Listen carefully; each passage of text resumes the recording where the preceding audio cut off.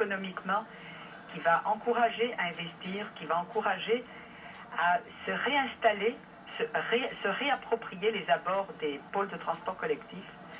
C'est vraiment un projet avec une vision d'ensemble, intégré avec le reste du réseau. Évidemment, on pourra toujours dire, mais il y a d'autres parties de la région qui vont devoir être développées, mais ça n'enlève pas l'importance et puis le bien fondé du projet qui est présenté aujourd'hui.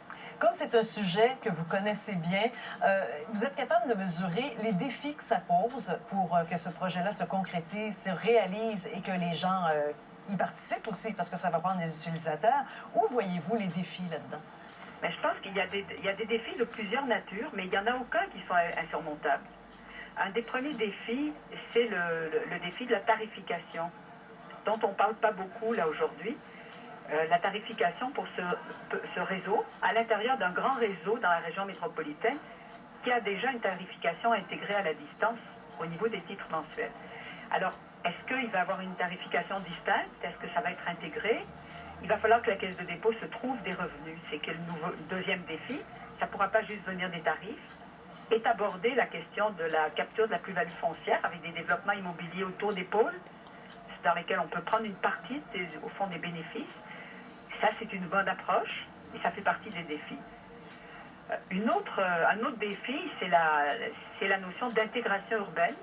Hein, on rentre dans des milieux, il n'y a pas juste des endroits où il y a déjà des lignes, hein, il va falloir passer des lignes à d'autres endroits, notamment à l'extérieur des lignes du CN. Donc il y a un peu de défis technologiques, de défis d'intégration urbaine. J'étais très heureuse de voir l'aéroport de Montréal relié au centre-ville par le nord. C'est un projet que j'avais piloté en 2000, puis qui s'était heurté à des fins de non-recevoir. Je suis très heureuse de le voir arriver parce que c'est effectivement un trajet très intéressant qui dessert beaucoup plus dessert le parc industriel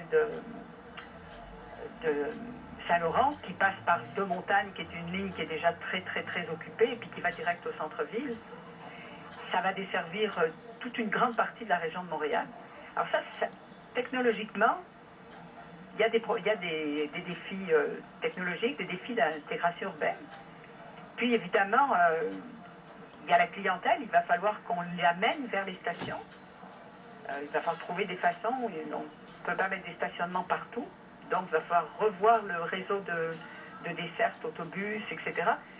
Mais ça va stimuler l'imagination. Ça va créer un vent d'optimisme, ce dont il y a besoin en ce moment. Est-ce que vous pensez que l'échéancier est réaliste quand on parle d'un projet là, pour 2021? Il est très serré. Cependant, si tout le monde accepte de travailler ensemble, en ayant comme but de le faire marcher, de le faire réussir, c'est possible. Ce qui freine très souvent, c'est les chicanes. Alors, c'est un projet qui entraîne la bonne volonté, la bonne humeur de tout le monde. Il va falloir que ceux qui se disent pas dans ma cour, ou bien je veux que la station soit un peu plus proche de ma ville que de l'autre ville, il va falloir que tout le monde s'élève au-dessus de ce genre de sujet pour faire aboutir le projet. Mais écoutez, Mme Jonca-Adeno, c'est fort intéressant de vous entendre réfléchir justement à ce projet-là et de voir avec vos yeux de quelqu'un qui connaît bien ce domaine. Merci beaucoup pour cette entrevue. Ça me fait plaisir. Au revoir. Au revoir. Alors,